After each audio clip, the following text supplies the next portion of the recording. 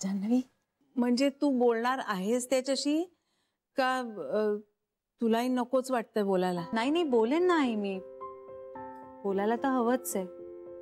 फक्त मी त्याच्या कलाने घेऊन बोलेन, म्हणजे त्याला अपसेट नाही करायचंय मला.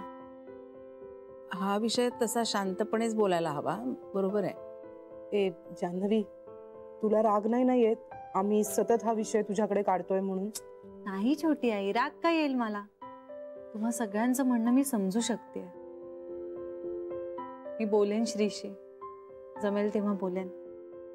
बोलशील ना? मग जरा लवकर बोल ना, म्हणजे जरा लवकर विचार करा.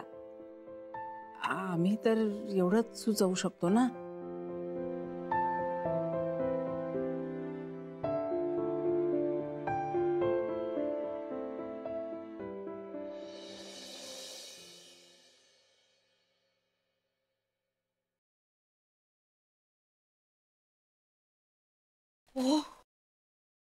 डोंट टेल मी आज मला बँकेचा कचरा साफ करावा लागणार आहे.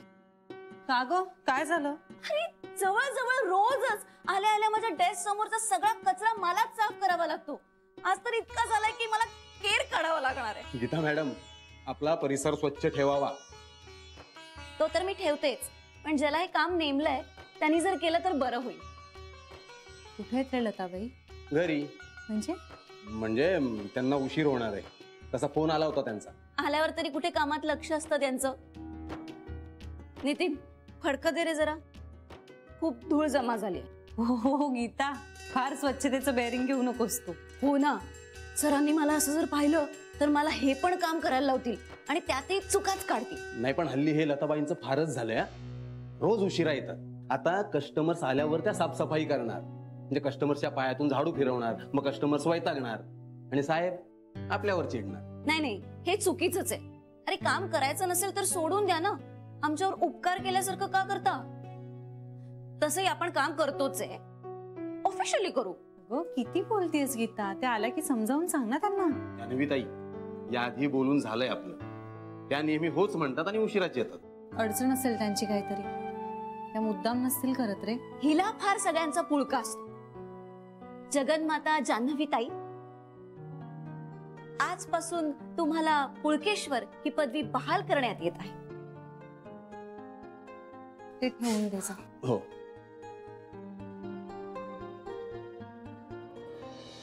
प्रपंचात भगवंताची नड आहे असे वाटले पाहिजे. प्रत्येक माणसाला आपण सुखी असावे असे वाटते. भगवंताची कृपा आपल्यावर असावी, नामाचे प्रेम आपल्याला यावे असे वाटते. पण हा अनुभव आपल्याला का बरे येत नाही? जगामध्ये पाहताना कोणी मनुष्य सुखी आहे, समाधानी आहे असे आपल्याला का बरे दिसत नाही?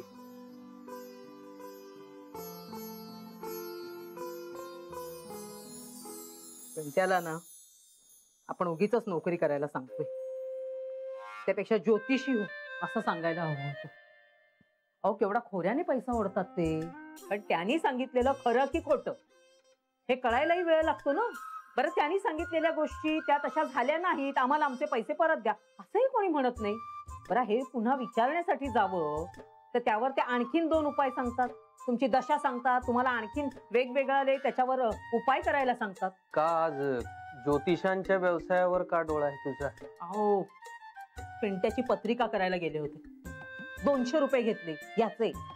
आणि काय लिहिलंय का याच्यात? ते काही असले रकानेच भरायचे होते ना, ते तर मीही लिहिले असते. मग करायचंच ना तू. मला कुठे येतंय ते?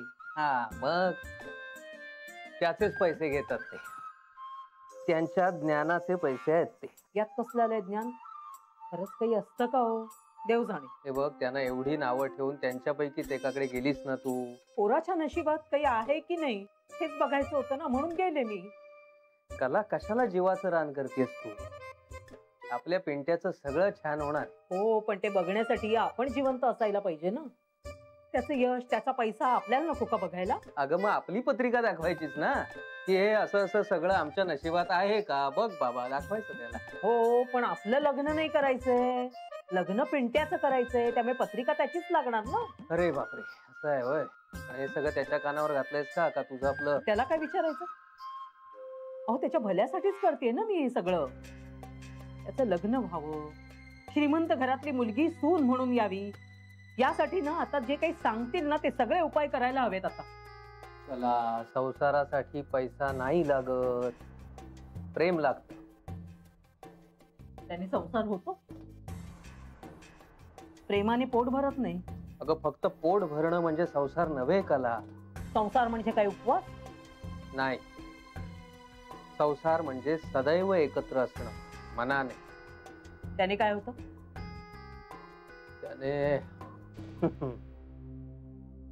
त्याने होत काहीच नाही. मग कशाला हवंय ते? ज्याने काही होतच नाही त्याचा उपयोग काय? शेवटी जगण्यासाठी पैसाच लागतो ना. पैशाने सगळी सुख विकत घेता येतात. पण पैशाने समाधान नाही विकत घेता येत. आणि समाधानासाठी जोडीदाराचा पैसा नाही, जोडीदाराचं प्रेम असावं लागतं आपल्या सोबत. तुम्ही काय बोलताय ना मला काहीही कळत नाहीये. मला पिंट्यासाठी श्रीमंत घरातली मुलगीच सून म्हणून हवीये. कार्ट्याने थोडं शिक्षणात लक्ष घातलं असतं ना तर भाऊजींच्या वशिल्याने कुठेतरी चांगली नोकरी लागली असती, श्रीमंत मुलींच्या रांगा लागल्या असत्या. पण हे कर्मदारिद्र्य, त्यासारखं दारिद्र्य त्याच्या वाट्याला नको असं सारखं वाटत राहतं. म्हणून ही तगमग. मी धनाने दरिद्री आणि तू विचारांनी. तरी केला ना संसार, पोर जन्माला घालून वाढवलंच ना त्याला. अगं पोर जन्माला घालून वाढवणं एवढाच संसार असतो का कला? मग काय असतं संसार म्हणजे? कला अगं जाऊ दे, तुला कळणं कठीण आहे सगळं. पांडुरंगा,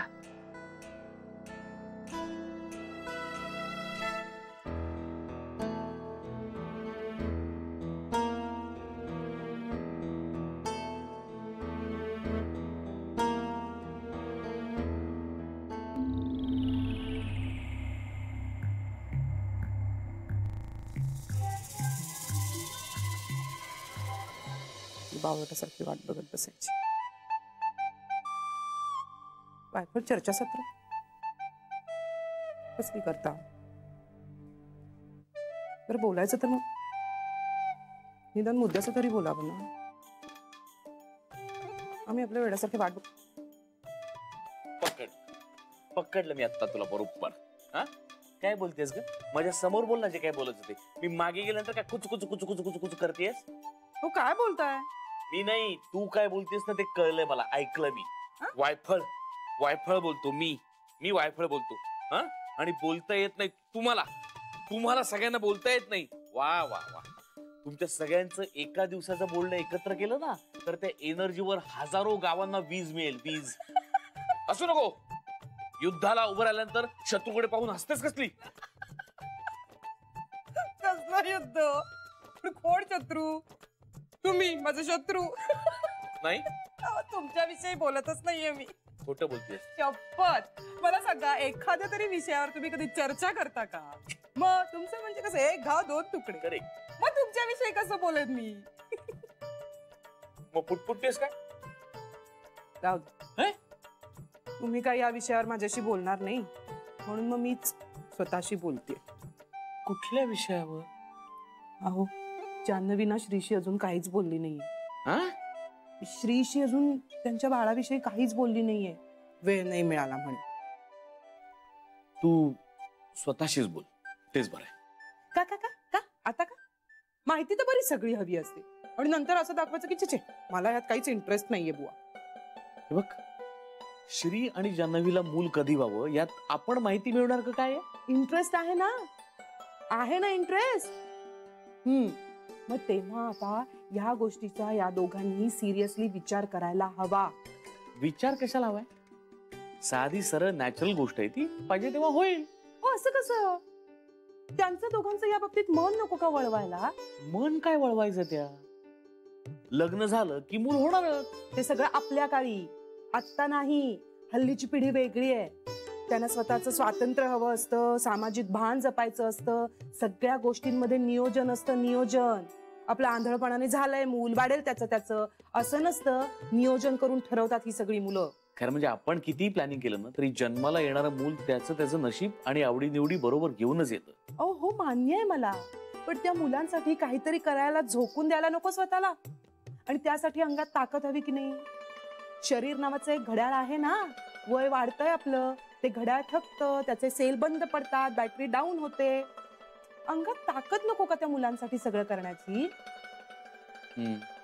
तेव्हा आता ह्या निर्णयासाठी त्यांनी जास्त वेळ घालवू नये. पटतंय ना? पटतंय. माझं म्हणणं पटतंय, पण ते मान्य केलं तर आपण युद्धात हरलो असं होईल ना. त्यामुळे तुम्ही मान्य कसं कराल? हा?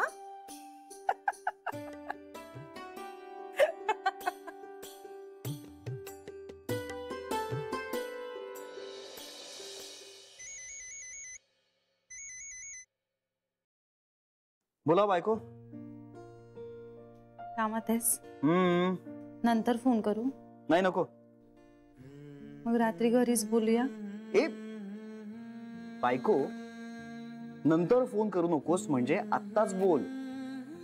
फोनच करू नको असं माझं म्हणणं नाहीये. इतका कसा ग समजूतदारपणा आहे तुझ्यात? थोडा मलाही शिकव ना. मी तुला समजूतदारपणा? चल ठेवते. बाय. का? चेष्टा करतोयस ना आता माझी? नाही अगं खरंच. बरं असू दे. ऐक ना. ऐकतच राहणार आहे मी तुझं. श्री. Sorry sorry sorry. बोल. ऐकतोय. आता बरं वाटतंय का? आता खूपच अपसेट झालं होतंस. आता बरं आहे ना मूड? हो आता ठीक आहे. सॉरी मी जरा काल खूपच वाईट अवस्थेत होतो. अरे मग सॉरी काय? माफी कशाबद्दल मागतोयस? नाही ग असं नाही. तू कदाचित खूप छान मूड मध्ये असशील आणि माझ्यामुळे तुझाही विरह झाला. मग म्हणून सॉरी. श्री, आणि मग गेले 6 महिने मीही तुझा फक्त विरसच करत आले. ते जान्हवी अगं ती गोष्ट वेगळी आहे. नाही श्री, आपल्या जोडीदाराचा मूड समजून घेणं खूप महत्वाचं असतं. आपण आपल्या मनाची अवस्था त्याच्यावर नाही लादू शकत. हे तुझ्याकडनं शिकले मी. थँक्स. श्री, तुझा मुद्दा मला कळत होता. तुझं कन्सर्नही मला जाणवत होता. त्यातलं गांभीर्य माझ्यापर्यंत पोहोचत होतं. मग असं असताना फक्त मी वेगळ्या मूडमध्ये होते म्हणून तुझ्या बोलण्याकडे लक्ष न देणं हे चुकीचं ठरलं असतं ना. तुझं म्हणणं पटतंय मला आणि आवडतंय सुद्धा. ते पण एक सांगतो, नवरा बायकोच्या नात्यात हे असं फार चूक बरोबर असं काही ठेवू नये अगं. जेव्हा एकमेकांच्या चुकाही आपल्याला बरोबर वाटायला लागतात ना, तेव्हा आपण एकमेकांचे होतो. हो ना? मन मोठं असलं की सारं काही सामावून घेता येतं. एकमेकांचे हळवे क्षण सुद्धा. तेव्हा सॉरी आणि थँक्यू हे शब्द काढून टाका हा श्रीरंग. मग बघितलंस ना, श्रीरंग म्हटल्यावर एकदम अंतर वाढल्यासारखं वाटलं ना. तसंच वाटलं मला पण तुझ्या सॉरीने. ओके, मग मी माझा सॉरी ताबडतोब मागे घेतो. पण जान्हवी, आता आपल्यातलं अंतर वाढायला नको, कमी व्हायला हवं.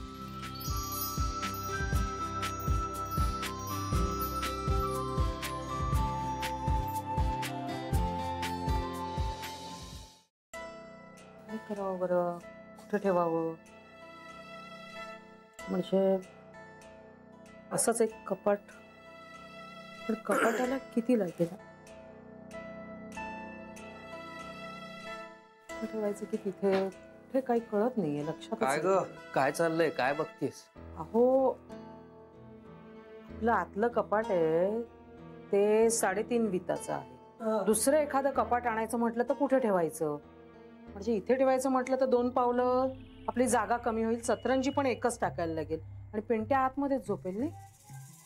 हो, कशाबद्दल बोलतेस तू? हो, अहो लग्न म्हणजे काय एक भानगड असते का? 50 गोष्टींचा विचार करायला लागतो नुसता. आणि समजा लग्न झाल्यानंतर आणखीन एक माणूस आलं की मग त्याच्या कपड्यांसाठी देखील कपाट लागणारच ना आपल्याला. ते कुठे ठेवायचं असा विचार करते. अगं कुणाचं लग्न? अहो, आता काही आपलं लग्न व्हायचं नाहीये. जानूच तर झालेलं आहे. अहो, पिंट्याचं लग्न. म्हणजे पिंट्याचं लग्न हा विषय सध्या ऐरणीवर दिसतो. अहो नुसता विचार करते हो मी, लगेच थोडंच होणार आहे. आज जाऊन आले सरू मावशींच्या वधूवर सूचक मंडळामध्ये, नाव नोंदवून आले. तयारी करायला हवी ना आता. तरू मावशींच्या वधूवर सूचक मंडळ? हो, म्हणजे आता आपल्या माहितीतलंच एक मंडळ आहे, तर त्याचा फायदा नको का घ्यायला आपण? पैसे दिलेस का? छेव, म्हणजे त्यांनी पैसे घेतलेच नाही. अगं ते नाहीच घेणार, व्याही आहेत ना ते आपले, आणि म्हणूनच मुळात आपण त्यांच्याकडे जायचंच नाही या कामासाठी. का नाही जायचं? मग ओळख असण्याचा उपयोग काय?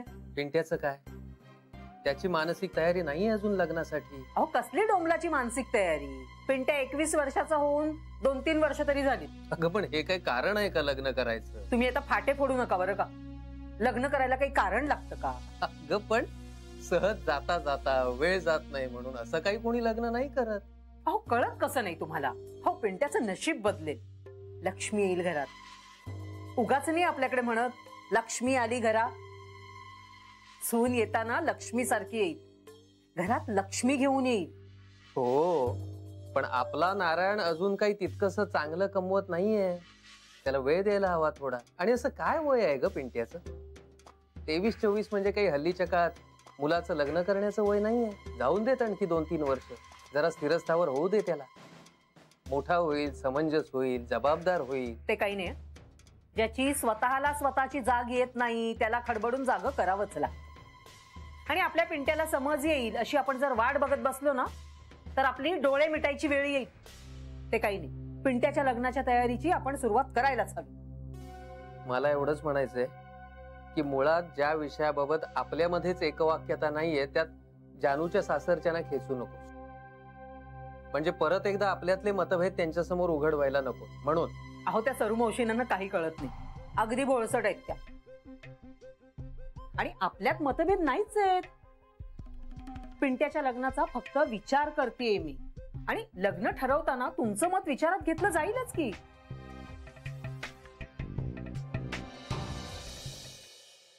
May I come in?